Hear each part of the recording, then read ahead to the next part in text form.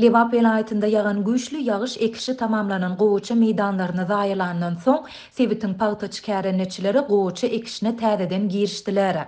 Garaşsyz neşir Lewaply kärençileriň gowaça ekiş üçin zerur bolan tehnika we ýangyç önümlerini şeýle-de dökünleri öz maddi serişdeleriniň hasabyna satyn almaly bolýandygyny habar berýär.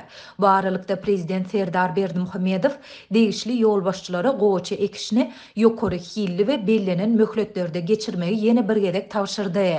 11 aprelde Ministrler Kabinetiniň başlygynyň Owa Senat toplumuna gödäwçilik edýän ornwasarynyň we vilayet häkimleriniň gatnaşmagynda geçirilen iş maslahatynda döwlet baş tutany bu babatda geçirilen işleri bir gödäwçilikde saklamalydygyny hem bellidi.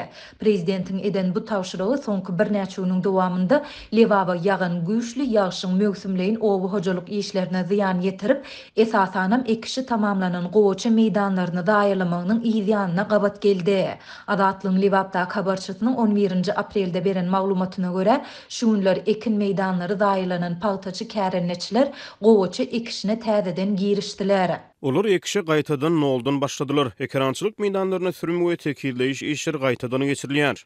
Dip habarçy bellidi. Türkmenistanda gowaça ekiş mögsümine Ahal, Balkan, Lewap we Mary vilayetlerinde 24 martda, Daşoz vilayetinde 29 martda badalga berildi. 11 aprelde Lewapda habarçymyz Sebitde gowaça üçin bölünip berilen ýerleriň ýarpysyndan azragynda ekiş işleriniň tamamlanandygyny aýdypdy. Bu aralykda Garaşsyz neşir Türkmenistanyň kronikasy Lewaply kärençileriň gowaça ekiş üçin zerur bolan tehnika we ýangyç önümlerini, şeýle-de dökünleri öz maddi serişdeleriniň hasabyna satyn almaly bolýandygyny habar berýär. Öňkü ýaly ýerli häkimetler hasyl tawşyranlaryna öwedini dolmagy wada berip ekişde urunäki degişli çykdyjylary kärençilere töletdirýärler. Dip neşir 11 aprelde çap eden maglumatynda aýtdy.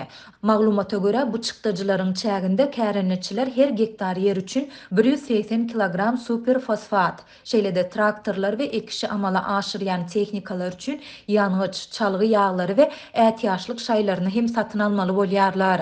Türkmenistanda döwlet tawşyrygyna girýän owa hojalyk ekinleri şol sanda paýta östürüp ýetişdirilende döwlet daýhanlaryň suw, dökün we tehnika ýaly üçünçülük meselelerini öz üstüne alýar. Öz gezeginde daýhanlar özleriniň kärenine ýerlerinden bellenilen möçörde hasyl almaga we alan hasylyny döwletiň kesgitlen nyrhyndan döwlete satmaga borçlanýarlar. Muňa garamazdan kärençiler özleriniň suw, dökün we tehnika üçünçülükleriniň yaramazlygyny we munyň köplenç hasylyň pes bolmagyna getirýändigini ýyllar boýy aýdyp gelýärler.